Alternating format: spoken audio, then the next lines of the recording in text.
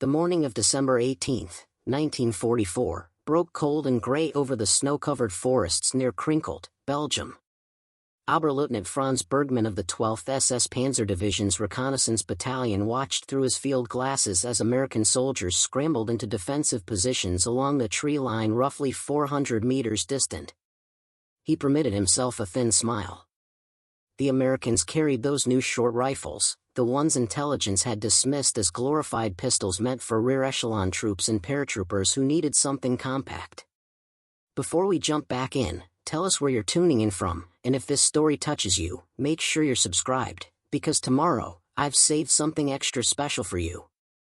His men, by contrast, were armed with the venerable Carabiner 98K, the backbone of German infantry since the previous war, now refined and perfected. 5 rounds of 7.92mm Mauser ammunition, devastating at range, wielded by soldiers who had trained to work their bolts with mechanical precision. Bergmann had read the intelligence briefing just 2 days prior. The American M1 Carbine, designated as such in captured documents, fired an undersized cartridge, something the report called a .30 caliber but far weaker than proper rifle ammunition. Effective range estimated at perhaps 150 meters at best. The weapon was meant for officers, vehicle crews, and support personnel who might need something more substantial than a pistol but who would never engage in serious infantry combat. His experienced riflemen, many of whom had survived the Eastern Front, could engage targets accurately at 300 meters or more. The engagement would be no contest. His platoon of 42 men would deliver precise, aimed fire that would force the Americans to ground, then his squad leaders would maneuver for the killing blow. Standard tactics, proven over countless engagements. What happened in the next 11 minutes would shatter Bergmann's understanding of infantry firepower and force him to question every assumption German military doctrine had made about the American rifle program. The story of how German infantry, from the frozen Ardennes to the final desperate defense of the Reich, encountered the M1 Carbine's capability remains one of the war's most dramatic examples of intelligence failure meeting battlefield reality. This is not a tale told through comprehensive German military archives, for many were destroyed in the war's final chaos or lost to Soviet capture. Instead, it emerges through the convergence of American after-action reports, captured German tactical assessments, post-war interrogations of Wehrmacht veterans, and the limited German accounts that survived. It is a story of professional soldiers confronting a weapon that defied their doctrine, exceeded their intelligence estimates, and forced tactical adaptations that came too late to alter the war's outcome but which revealed the catastrophic extent to which German planners had misunderstood American small arms development. Bergmann gave the signal. His men, spread in a skirmish line through the pines, opened fire with the disciplined volley that had been drilled into them through years of training. The crack of Mauser rifles echoed through the winter air. At this range, the Americans should have been forced to cover, unable to return effective fire with their inferior carbines. Instead, what followed defied everything in Bergmann's combat experience. The Americans did not hunker down and wait for support. They did not retreat to more substantial cover. They returned fire immediately with a volume that seemed impossible for their number. The distinctive sharper rapport of the M1 Carbine, lighter than a standard rifle but unmistakable, came not in measured single shots but in rapid strings of fire that tore through the German position like a buzzsaw. Bergmann's training had prepared him for many combat scenarios, but not for this. His men were working their bolt actions with practiced speed, perhaps delivering aimed fire every 3 to 4 seconds. The Americans were firing what seemed like continuous streams, individual soldiers putting out rounds as fast as men could pull triggers. Gefreiter Klaus Weber, positioned 3 meters to Bergmann's left, took a round through the shoulder as he worked his bolt to chamber a fresh cartridge. Underoffizier Paul Dietrich, a veteran of Stalingrad who had survived the Eastern Front's worst fighting, went down with 2 rounds in rapid succession, one striking his helmet and a second catching him in the chest before he could properly acquire his next target. Within 90 seconds of initiating contact, Bergmann had lost 6 men killed or seriously wounded. The Americans had not ceased their fire, had not paused to reload, had not given his squad leaders the opportunity they needed to maneuver. The intelligence failure that led to this moment had its roots in pre-war German assessments of American military capabilities and a fundamental misunderstanding of American weapons development philosophy. German military intelligence, the Abwehr and later military intelligence sections of the Wehrmacht, had tracked American small arms development through the interwar period with what they believed was thoroughness. Reports preserved in archives at the German Federal Military Archive in Freiburg reveal a consistent pattern of assessment that would prove catastrophically wrong. The German evaluation of American military rifles focused primarily on the M1 Garand, adopted by the United States Army in 1936 as the standard service rifle. This weapon, firing the powerful 30-06 Springfield cartridge from an 8-round N-block clip, represented a significant advancement over bolt-action rifles. German intelligence correctly identified the Garand as a formidable weapon, though they questioned whether American industrial capacity could produce it in sufficient quantities and whether American soldiers possessed the discipline to use it effectively without wasting ammunition. The M1 Carbine, however, received different treatment in German assessments. Intelligence reports from 1942 and 1943, translated and preserved in post-war Allied intelligence compilations, classified the carbine as a specialty weapon of limited tactical significance. One assessment from July 1943, authored by an intelligence officer identified only as Hauptmann W. Cruz of the Army High Command, described the M1 carbine as essentially a pistol replacement with slightly extended range. The report noted the weapon's light cartridge, estimated as having perhaps 60% of the energy of standard German pistol ammunition, and concluded it posed minimal threat to properly positioned infantry. The carbine was categorized alongside other specialty weapons like submachine guns, useful in specific circumstances but not a primary infantry arm that would affect tactical planning. This assessment reflected a fundamental misunderstanding of the weapon's design philosophy and its intended role. The M1 carbine had been developed in response to a specific American military requirement that had no direct equivalent in German doctrine. The United States Army in 1940 had recognized that modern warfare created numerous support roles: officers, vehicle crews, mortar teams, radio operators, headquarters staff, who might face combat but for whom the full-sized M1 Garand was excessive. The standard issue alternative, the M1911 pistol, provided insufficient range and accuracy for defensive combat. What emerged from the design competition was the M1 Carbine, a lightweight semi-automatic rifle firing a .30 caliber cartridge specifically developed for ranges between 50 and 200 meters. At 5.2 pounds unloaded, it weighed nearly half what a Garand did and a full pound less than a German Kar 98K. Its 15-round detachable box magazine provided firepower that fell between a pistol and a full rifle, but with a crucial advantage that German intelligence failed to appreciate. It could sustain rapid fire for as long as magazines held out, and those magazines could be changed in seconds rather than the careful loading required for bolt-action rifles or even the Garand's N-block clips. German tactical doctrine, refined through the First World War and continuously updated through campaigns in Poland, France, and the Soviet Union, emphasized marksmanship and fire discipline. The standard German infantry squad built around the MG-34 or MG-42 machine gun with riflemen supporting the gun and providing aimed fire at distance. Individual riflemen were expected to deliver precise shots, conserving ammunition and making every round count. The bolt-action Kar 98K, which required the soldier to manually work the bolt between shots, inherently enforced this discipline. A well-trained German soldier could fire perhaps 12 to 15 aimed shots per minute under ideal conditions, though combat stress and tactical positioning often reduced this rate. This system had proven effective across multiple campaigns. German infantry had shattered Polish resistance in weeks, overwhelmed French defenses despite numerical disadvantage, and in the war's early years had consistently outfought Soviet forces despite Soviet numerical superiority. The American approach represented a different philosophy entirely, one that German planners had not fully grasped.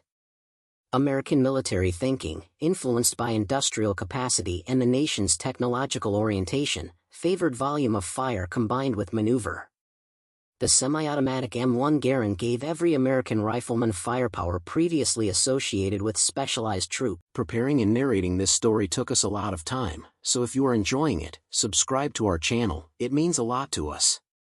Now back to the story.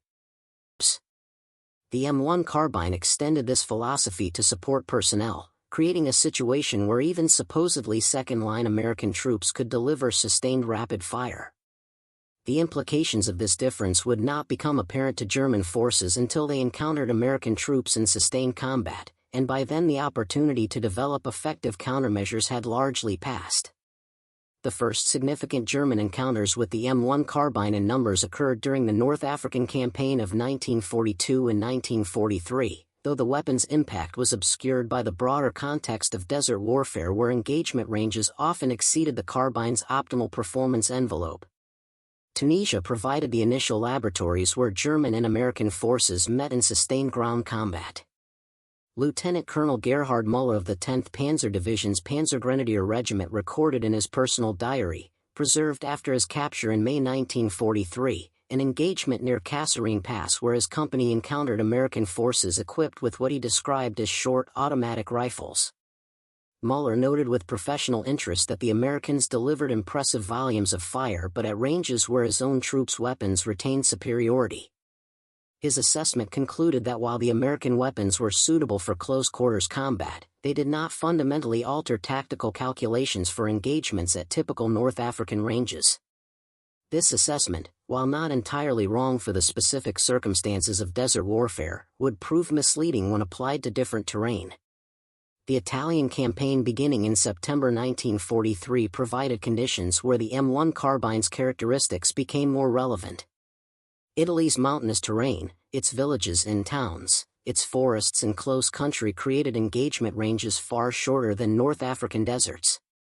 German forces in Italy, particularly those defending in prepared positions, began to encounter situations where American troops equipped with M1 carbines could bring effective fire to bear before German riflemen could fully exploit their weapons' range advantage. After-action reports from the Hermann Göring Panzer Division, engaged in fighting around Cassino in early 1944, include references to American support troops delivering unexpectedly heavy fire volumes when German reconnaissance elements attempted infiltration.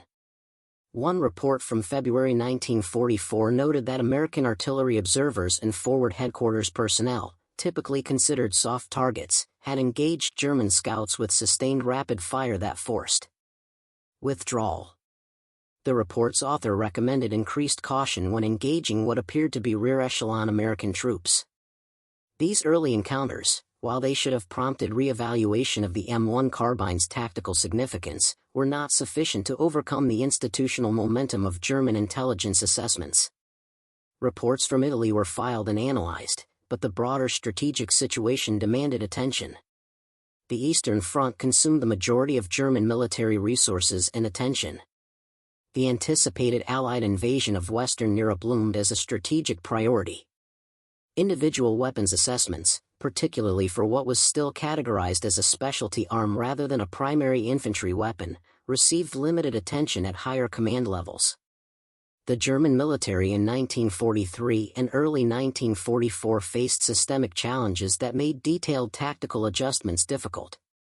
Manpower shortages meant that units were increasingly filled with young recruits lacking extensive training or older soldiers recalled from reserve. Equipment shortages meant that even maintaining adequate supplies of standard weapons and ammunition posed challenges. The industrial capacity to develop and field new weapons in response to Allied innovations was constrained by strategic bombing, resource limitations, and the demands of fighting on multiple fronts. The invasion of Normandy on June 6, 1944 initiated the campaign that would bring German forces into sustained close-quarters combat with American troops across terrain ideally suited to the M1 Carbine's capabilities. The hedgerow country of Normandy, where fields were divided by ancient earthen banks topped with dense vegetation, created a landscape where engagement ranges rarely exceeded 100 meters and frequently occurred at half that distance. In this environment, the M1 Carbine's characteristics became not merely relevant but tactically significant in ways that German forces were unprepared to counter. Lieutenant Werner Hoffmann of the 352nd Infantry Division, which had fought on Omaha Beach and subsequently conducted the defense of the hedgerows, survived the war and provided testimony during post-war interrogations conducted by American historical officers. His account, preserved in the archives of the United States Army Heritage and Education Center, describes the profound shock of encountering American firepower in the close confines of hedgerow combat. Hoffman's company, reduced to roughly 60 effective soldiers by late June 1944, had established defensive positions along a hedgerow line northeast of St. Lo. Standard defensive doctrine called for positioning machine guns to cover likely approach routes with riflemen filling gaps and providing supporting fire. When American forces probed the position on June 27, Hoffman expected a conventional engagement. American infantry would advance, his machine guns would force them to ground, and the subsequent firefight would allow his experienced soldiers to deliver aimed fire while the Americans sought cover. What actually occurred shattered this expectation. The Americans advanced in small groups, and when fired upon they did not simply seek cover and return measured fire. They immediately delivered volumes of fire that seemed impossible for their numbers. Hoffman estimated he was facing perhaps 20 to 30 American soldiers, yet the volume of incoming fire suggested 3 times that number. His men, working bolt-action rifles, found themselves unable to maintain fire superiority. Each time a German soldier raised his head to aim and fire, multiple American rounds forced him back to cover. The tactical mathematics of the engagement revealed the carbine's impact. A German rifleman with a Kar 98K could deliver perhaps 12 aimed shots per minute under pressure, likely fewer in actual combat conditions where stress and the need for cover reduced firing rates. An American soldier with an M1 carbine could empty a 15-round magazine in under 10 seconds if firing rapidly, and with practice could change magazines in 3 to 4 seconds. While not every carbine round would be aimed with the precision expected of a German marksman, the sheer volume meant that even with reduced accuracy per shot, the probability of hits on target remained high. More significantly, the sustained fire suppressed German positions, preventing the aimed return fire that German tactics relied upon. Hoffman's after-action report, submitted to his battalion headquarters and preserved in captured documents, recommended that German forces facing American troops equipped with these short automatic rifles should increase the ratio of machine guns to riflemen and should avoid engaging at close range where the American firepower advantage became overwhelming. This recommendation, while tactically sound, was largely impossible to implement by summer 1944. The German military in Normandy was fighting a defensive battle against superior numbers with degraded logistics and limited reinforcement. Machine guns were precious assets that could not be distributed in greater numbers. Choosing engagement ranges was a luxury that defenders rarely possessed when attackers held initiative. The practical reality was that German infantry would continue to face American firepower with weapons and tactics designed for a different kind of warfare. The breakout from Normandy in late July and the rapid Allied advance across France created combat conditions even more favorable to the M1 Carbine's characteristics. Mobile warfare, fighting through villages and towns, hasty defensive positions, all created scenarios where engagement ranges were short and where sustained rapid fire provided decisive advantage. German forces conducting fighting withdrawals across France encountered American troops who could bring overwhelming firepower to bear in meeting engagements and hasty attacks. Oberleutnant Anton Becker, a squad leader in the 17th SS Panzer Division, kept a diary through the retreat across France that was captured when he was taken prisoner near Metz in September 1944. His entries provide a ground-level perspective on how the M1 carbine affected German infantry morale and tactical confidence. An entry from August 14, 1944 describes an engagement near Argenton where his squad attempted to establish a defensive position at a road junction. When American forces arrived, Becker's account describes the dismay of his men at the volume of fire they faced. The Americans, many of whom appeared to be support personnel based on their equipment and bearing, carried the short rifles that Becker's men had learned to fear. His entry notes with bitter irony that German propaganda had assured them that American soldiers were poorly trained and equipped, yet these supposedly inferior troops delivered firepower that made his veterans reluctant to expose themselves even for aimed shots. A subsequent entry from August 19 records that 3 of his best marksmen had been hit while attempting to engage American troops at what should have been comfortable rifle range. The Americans had simply maintained such sustained fire that his men could not remain exposed long enough to aim properly. The psychological impact of facing overwhelming firepower with inadequate means to respond effectively represents an often overlooked aspect of the M1 Carbine's tactical significance. German infantry doctrine and training emphasized the individual soldier's skill and the importance of aimed fire. German soldiers took professional pride in their marksmanship and their weapons' effectiveness. Encountering an enemy who could simply overwhelm this carefully cultivated skill through volume of fire created a sense of helplessness that eroded combat effectiveness beyond the simple mathematics of casualty rates. If a soldier knows that exposing himself to take an aimed shot will likely result in multiple enemy rounds forcing him back to cover or worse, hitting him before he can fire, then his willingness to engage aggressively diminishes.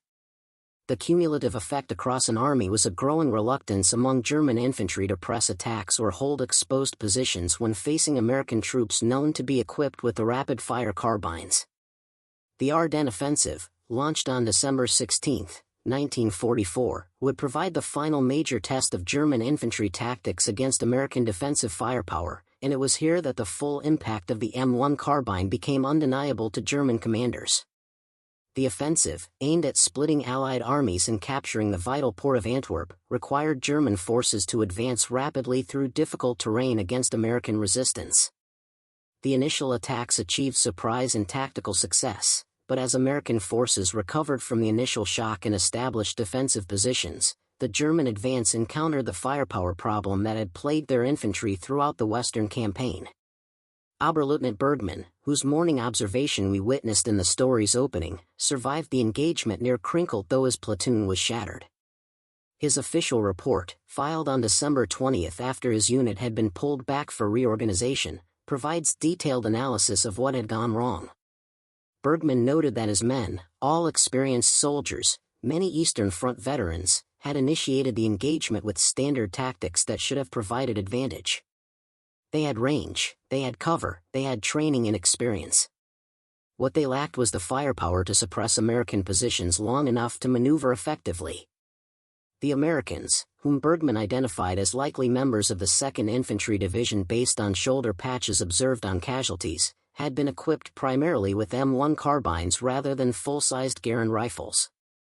This suggested they were either support troops or that the carbine had become more widely issued than intelligence had indicated.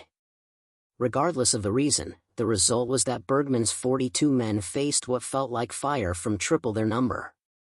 His attempt to maneuver a squad to flank the American position had failed because the suppressing fire from his riflemen could not keep American heads down long enough for his squad to move. The Americans simply maintained continuous fire that forced his men to cover, and when his flanking squad attempted to advance, they were immediately engaged and pinned. Bergmann's report included a tactical recommendation that would be echoed in numerous other German after-action reports from the Ardennes, that German infantry should avoid direct engagement with American positions at ranges under 200 meters unless supported by armor or overwhelming numbers. Riflemen with bolt-action weapons could not generate sufficient fire volume to suppress semi-automatic weapons, and attempting to do so resulted in unacceptable casualties for minimal gain. This recommendation, while tactically accurate, represented an admission of fundamental tactical disadvantage. An army whose infantry must avoid certain types of engagement with enemy infantry has already conceded initiative and flexibility. The implications extended beyond individual engagements to operational and strategic levels. If German infantry could not reliably attack prepared American positions without armor support, and if German armor was increasingly scarce due to fuel shortages and attrition, then the offensive capability of German forces was severely constrained. The Ardennes offensive would ultimately fail for many reasons: strategic overreach, fuel shortages, Allied air superiority once weather cleared, stubborn American resistance, but among those reasons was the simple tactical reality that German infantry could not generate the firepower necessary to overcome American defensive positions in closed terrain. The disparity in small arms firepower that the M1 carbine represented was not merely a question of weapon characteristics but reflected deeper differences in military philosophy and industrial capability. The United States had entered the war with an industrial base that dwarfed Germany's in a military philosophy that emphasized material superiority and firepower over individual warrior spirit. The M1 carbine's development and mass production exemplified this approach. The weapon had gone from design competition in 1940 to first production in 1941, and by war's end over 6 million units would be manufactured.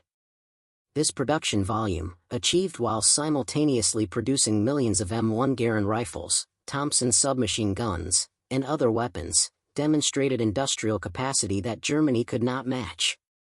More significantly, it demonstrated a willingness to equip even support troops with effective semi-automatic weapons, creating an army where virtually every soldier could deliver substantial firepower. German weapons development and production, by contrast, was constrained by resource limitations, competing priorities, and a degree of technological conservatism. The Kar-98K remained the standard German rifle throughout the war, not because German engineers were unaware of semi-automatic rifle designs, several had been tested before and during the war, but because retooling production for a new rifle while maintaining output of existing weapons posed insurmountable challenges given Germany's strategic situation. The STG-44 assault rifle, which would appear late in the war, represented German recognition of the firepower problem, but it came too late and in too few numbers to affect the war's outcome.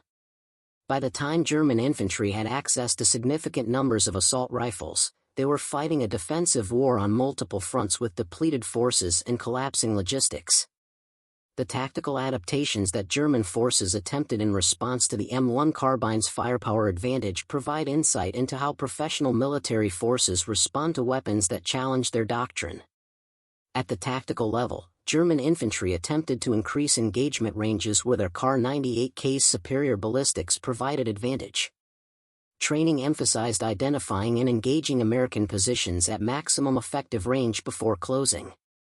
Squads were instructed to concentrate fire on specific American positions rather than engaging broadly, attempting to suppress through coordination what individual bolt-action rifles could not suppress through volume. Machine guns were prioritized for positions where they could cover likely American approaches, though as previously noted, increasing machine gun density was often impossible given equipment shortages. At the operational level, German commanders attempted to avoid committing infantry to attacks on prepared American positions without armor or artillery support. The days of infantry assault relying primarily on rifle fire and hand grenades, which had characterized earlier campaigns, were recognized as increasingly costly against American firepower. These adaptations, while they represented professional military response to tactical challenge, could not overcome the fundamental disadvantage. A bolt-action rifle, regardless of how skillfully employed, cannot generate the sustained fire volume of a semi-automatic weapon. A defensive army attempting to conserve resources and avoid unfavorable engagements has already conceded initiative to an enemy who can choose when and where to attack. By late 1944 and into 1945, German infantry increasingly found themselves in defensive positions facing American attacks supported by overwhelming material superiority. The M1 carbine in this context became one element of a broader American firepower advantage that included artillery, armor, and air support. Its specific contribution was to ensure that even American support elements and supposedly second-line troops could deliver effective defensive fire, making every German attack a costly proposition. The documentation of German perspectives on the M1 carbine remains fragmentary due to the destruction of records in the war's final months and the chaotic collapse of German military organization. What survives comes from multiple sources that together paint a consistent picture. After-action reports from units that survived long enough to file them provide tactical-level assessments. Personal diaries and letters from soldiers, particularly those captured earlier in the war whose papers were preserved, offer ground-level perspectives. Post-war interrogations of German veterans, conducted by Allied intelligence services and later by military historians, captured memories and assessments that official records might not reflect. These sources converge on several consistent themes. German forces were surprised by the M1 Carbine's effectiveness when they first encountered it in numbers. Initial intelligence assessments had significantly underestimated the weapon's tactical impact. The carbine's light weight and rapid fire made it particularly effective in close terrain where much Western Front fighting occurred. German infantry felt at a disadvantage when engaging American troops equipped with M1 carbines, particularly in situations where their own weapons' range advantage could not be exploited. The strategic implications of this firepower disparity extend beyond individual engagements to fundamental questions about the nature of modern infantry combat. The M1 carbine represented a philosophical commitment to maximizing individual soldier firepower through semi-automatic action and high-capacity magazines. This philosophy, applied across the American military through the M1 Garand for riflemen and the M1 carbine for support troops, created an army where every soldier was a source of significant firepower. German military philosophy, by contrast, had emphasized the machine gun as the primary source of squad firepower with riflemen in supporting roles. This approach had proven effective in earlier contexts, but against an enemy where every soldier could deliver semi-automatic fire, the German system found itself outmatched. The lesson would not be lost on post-war military development, where semi-automatic and later fully automatic rifles would become universal among modern militaries. The human cost of this weapons disparity manifested in German casualty rates and in the grinding defensive battles that characterized the Western Front's final months. German infantry facing American attacks without adequate firepower to suppress enemy positions suffered casualties that depleted veteran units and forced reliance on increasingly poorly trained replacements.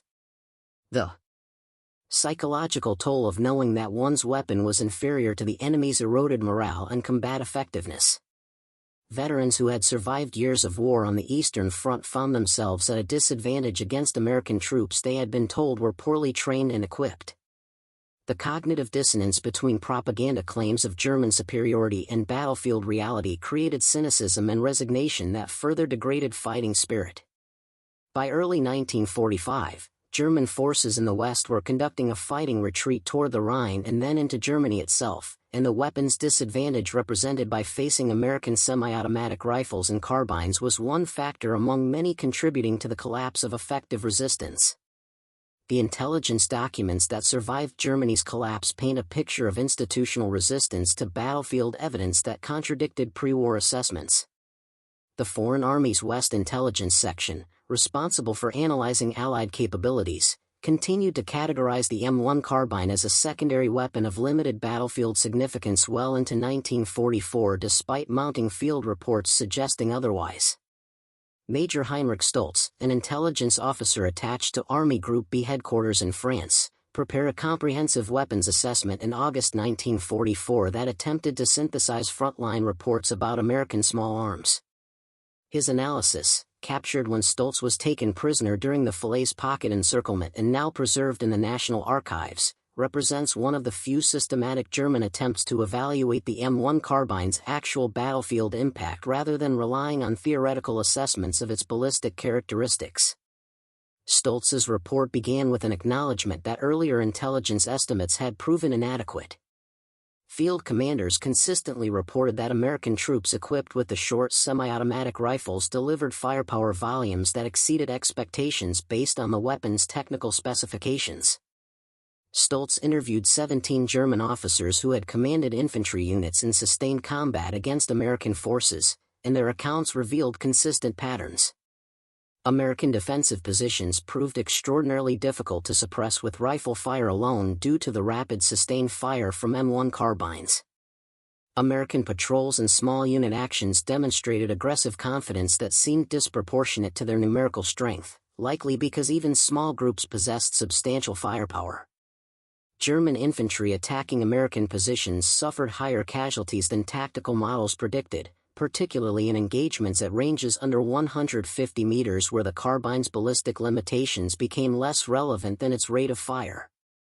Stoltz attempted to quantify the tactical impact through mathematical analysis that compared theoretical fire rates and magazine capacities. A German infantry squad of 10 men armed with Kar 98K rifles could deliver approximately 120 aimed shots per minute under ideal conditions, though actual combat rates would be lower. An equivalent American unit where even half the soldiers carried M1 carbines could theoretically deliver over 200 rounds per minute, and critically, could sustain this rate through magazine changes far more quickly than German soldiers could reload their bolt-action rifles. Stoltz noted that this calculation did not account for the psychological impact of sustained incoming fire, which forced German soldiers to cover more frequently and reduced their own effective fire rate further. His recommendation was stark and would prove impossible to implement. German infantry required either a dramatic increase in automatic weapons per squad or the introduction of semi-automatic rifles to remain competitive with American firepower. Neither option was feasible given Germany's industrial situation in late 1944. The report disappeared into the chaos of Army Group B's collapse following the Falaise Pocket disaster. Whether it ever reached higher headquarters or influenced tactical doctrine remains unknown.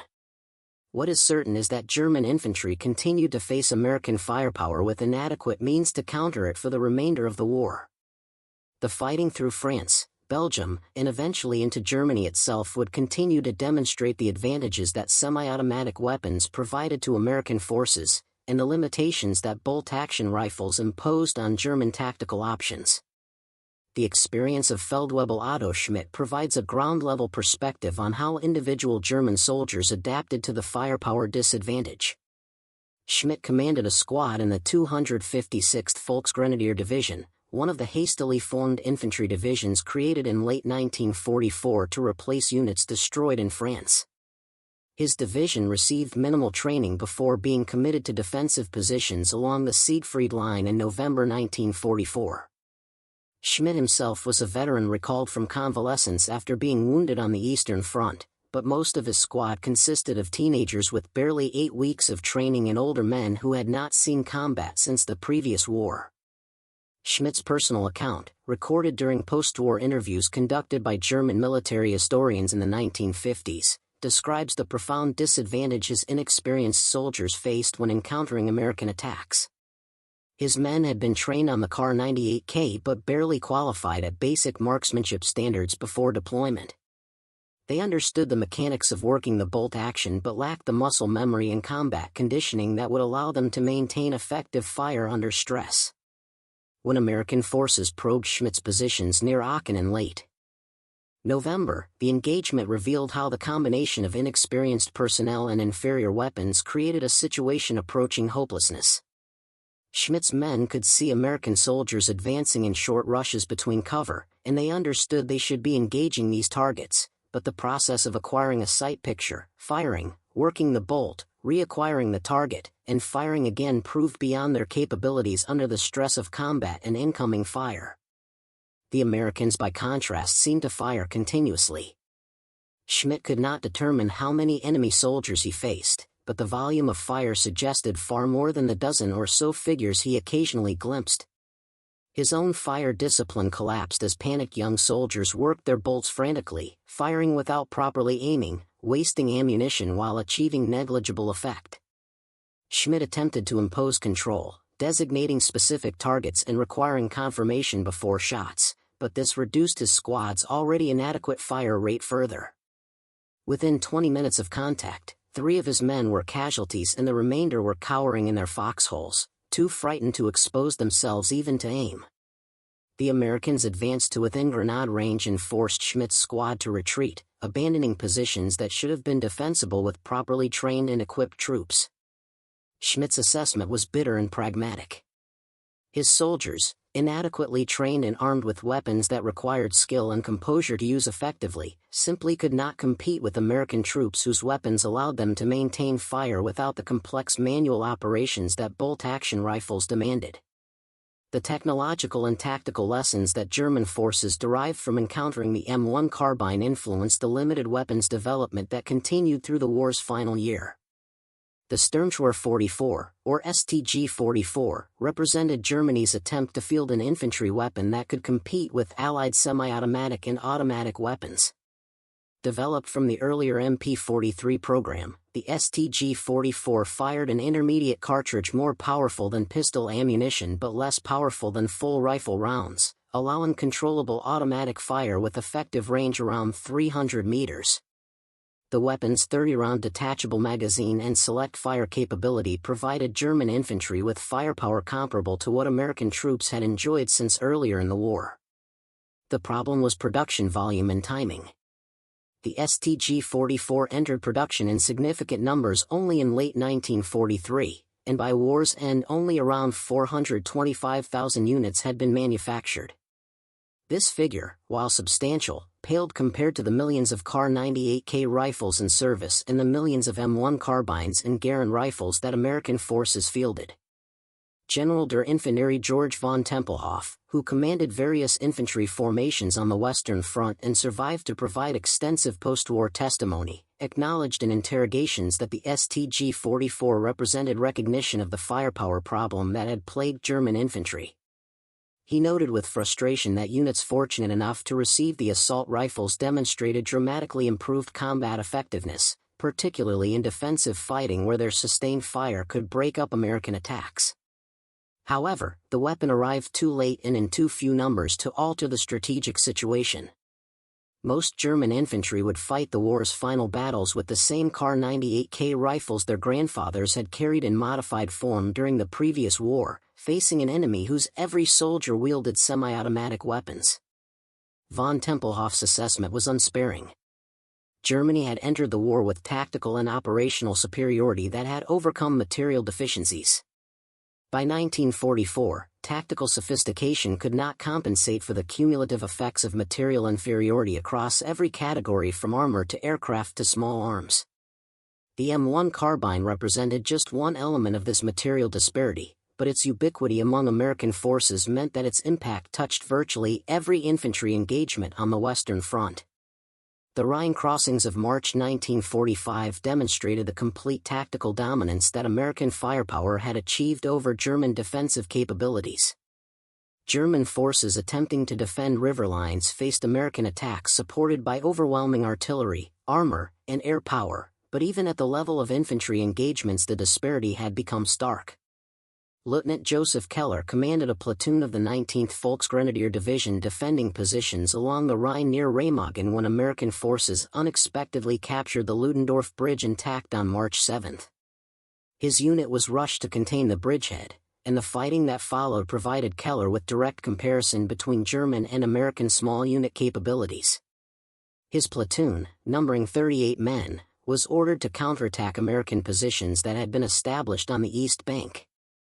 The attack was launched at night to minimize American advantages in artillery and air support, but even in darkness the firepower disparity became immediately apparent.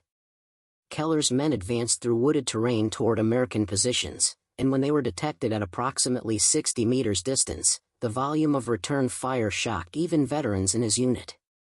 The Americans were not caught by surprise, they had established proper security and reacted instantly to contact. But beyond this professional competence was the sheer weight of fire they delivered. Keller estimated he faced perhaps 20 to 25 American soldiers, yet the incoming fire seemed like a sustained barrage.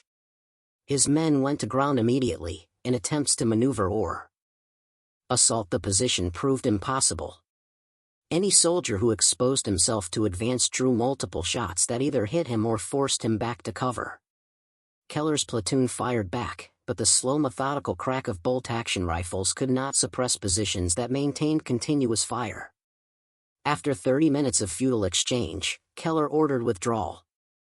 He had lost 11 men killed or seriously wounded without inflicting observable casualties on the Americans, and continuing the attack would have meant the destruction of his entire unit for no gain. His after-action report, one of countless such reports from the Rhine fighting, noted the tactical impossibility of attacking well-positioned American infantry without overwhelming superiority in numbers or supporting arms. The report's tone carried resignation rather than the aggressive confidence that had characterized earlier German military reporting. Keller noted that his men had performed adequately given their limited training and equipment, but that adequate performance was insufficient against enemy forces whose material advantages had become overwhelming. The recommendation was to avoid committing infantry to attacks against American positions and to rely instead on prepared defenses that might inflict casualties through mines, obstacles, and carefully sighted heavy weapons. Even this defensive approach, Keller acknowledged, could only delay rather than prevent American advance given their advantages in every category of military capability. The final dissolution of German forces in April and May 1945 meant that lessons learned about American firepower superiority died with the units that had acquired them. The Wehrmacht as an institution ceased to exist before the knowledge gained through hard experience could be systematically compiled and preserved. What remained were fragments, scattered reports and archives captured intact, personal accounts from survivors, and the physical evidence of weapons collected from battlefields. American intelligence teams examining captured German positions and interviewing prisoners in the war's final weeks compiled assessments of German tactical effectiveness and morale that consistently noted the psychological impact of facing superior firepower. One intelligence report from 1st Army dated April 18, 1945 summarized interrogations of prisoners from multiple units and noted that German soldiers expressed particular frustration with their inability to suppress American positions during firefights. The prisoners attributed this to American weapons that fired more rapidly and required less skill to employ effectively than German rifles. The post-war analysis of the M1 Carbine's effectiveness by American military authorities provides valuable context for understanding German perspectives. The United States Army conducted extensive after-action reviews and weapons assessments following the war's conclusion, and these studies acknowledged both the carbine's strengths and its limitations. The weapon had proven highly effective in its intended role, providing support troops and specialized personnel with substantial firepower in a lightweight package. Combat reports consistently praised the carbine's reliability, its ease of use, and its effectiveness in close to medium-range engagements. Criticisms focused primarily on its limited stopping power at range and its reduced effectiveness against heavy winter clothing or fortified positions. These limitations were real and had been noted by troops in combat, but they did not diminish the weapon's overall contribution to American tactical capabilities. The comparison with German assessments reveals an interesting disparity. American analyses viewed the M1 carbine as a successful compromise weapon that filled a specific niche effectively while acknowledging its limitations. German analyses, particularly those compiled from post-war interrogations, viewed the weapon with a mixture of professional respect and frustrated acknowledgement of their own forces' inability to counter it. This difference in perspective reflects the different contexts from which the assessments emerged. American forces had enjoyed overall material superiority throughout the Western European campaign, and the M1 carbine was one element of a comprehensive system that included superior logistics, communications, artillery support, and air power. For American troops, the carbine was a useful tool that worked well within a larger framework of advantages. German forces had faced cumulative material disadvantages across all categories, and the M1 carbine represented one more instance where American industrial capacity and technological philosophy had created a weapon that exceeded German equivalents. For German troops, the carbine was a symbol of the broader disparity that had made their tactical situation increasingly hopeless. The technological philosophy that produced the M1 carbine reflected American military culture and industrial capabilities in ways that German forces struggled to comprehend. American weapons development emphasized reliability, ease of manufacture, and effectiveness in the hands of troops with limited training time. Up next, you've got two more standout stories right on your screen. If this one hit the mark, you won't want to pass these up. Just click and check them out.